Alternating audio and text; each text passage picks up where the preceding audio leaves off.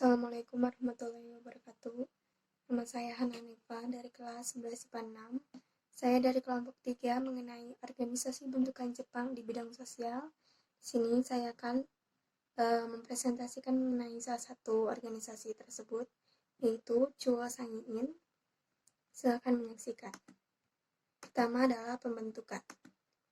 Pada 5 September 1943, Seiko Shikikan atau Kumaichi Harada menerbitkan Osamu Seirei nomor 36 dan 37 tentang pembentukan Chuo Sangiin atau Dewan Pertimbangan Pusat dan Chuo Sangikai atau Dewan Pertimbangan Keresidenan. Alasan dibentuknya Chuo Sangiin itu karena dengan posisinya waktu itu yang semakin tersebut di Perang Pasifik pada akhir 1942, Jepang berusaha menarik dukungan negara-negara di Asia Tenggara yang dijajahnya. Jepang kemudian menjanjikan kemerdekaan kepada Burma atau Myanmar dan Filipina tanpa menyebutkan nasib Indonesia. Langkah Jepang ini diprotes Soekarno dan Hatta. Jepang lalu merespon dengan mewadahi Soekarno-Hatta dan tokoh nasional lainnya lewat sebuah badan. Maka pada tanggal 5 September 1943, Seiko Shikikan Kumaichi Harada menerbitkan Osamu Seirei tersebut. Identitas yang akan saya jelaskan itu yang pertama adalah letak dari kantor Chuo Sangiin yang berada di Jakarta Pusat atau sekarang jadi Gedung Pancasila atau Gedung Kementerian Luar Negeri Republik Indonesia. Yang kedua adalah batas bahasan sidang. Dalam berbagai sidangnya, Chuo Sangiin hanya boleh membahas pengembangan militer, kesehatan, mempertinggi derajat rakyat, industri dan ekonomi, pendidikan dan penerangan, kemakmuran, dan pemberian bantuan sosial. Selama Chuo Sangiin berdiri, Chuo Sangiin melakukan 8 kali sidang. Sidang pertama itu pada tanggal 16 sampai 20 Oktober 1943. Sidang pertama ini membentuk 4 bungkakai atau komisi. Sidang ini dilakukan untuk menjawab pertanyaan Seiko Shikikan tentang bagaimana cara yang paling tepat untuk memenangkan Perang Pasifik. Sidang kedua yaitu pada 30 Januari sampai 3 Februari 1944. Sidang ini membahas pertanyaan Seiko Shikikan tentang cara praktis yang dilakukan oleh penduduk untuk menyempurnakan susunan kekuatan di Pulau Jawa yang sudah siap untuk memenangkan Perang Pasifik. Sidang ini membentuk 2 bungkakai. Yang berikutnya itu sidang ketiga terjadi pada 7 sampai 11 Mei 1944.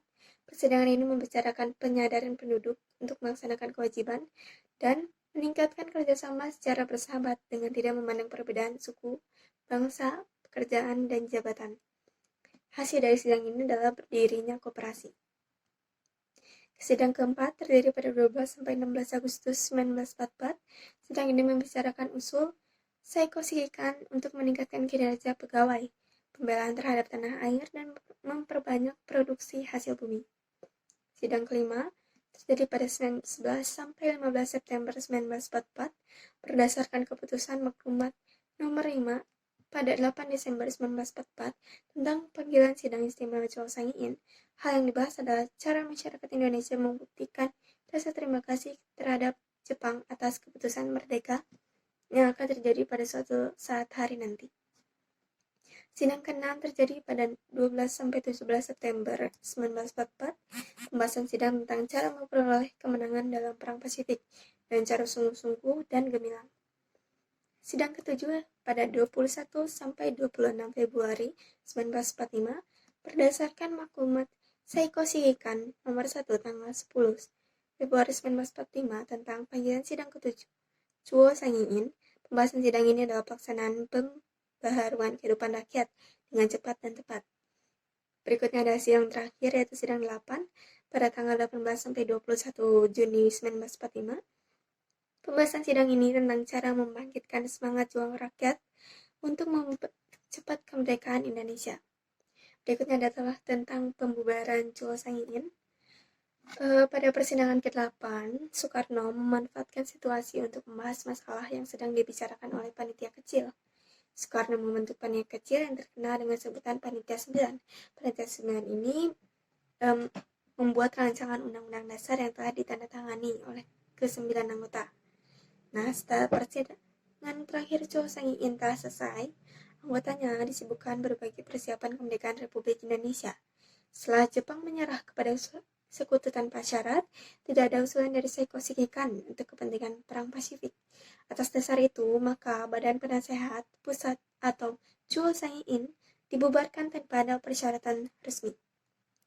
Berikut adalah foto Soekarno dengan Mochiri Yamamoto.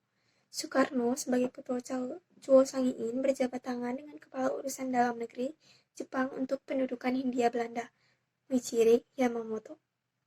Sekian dari saya. Assalamualaikum warahmatullahi wabarakatuh.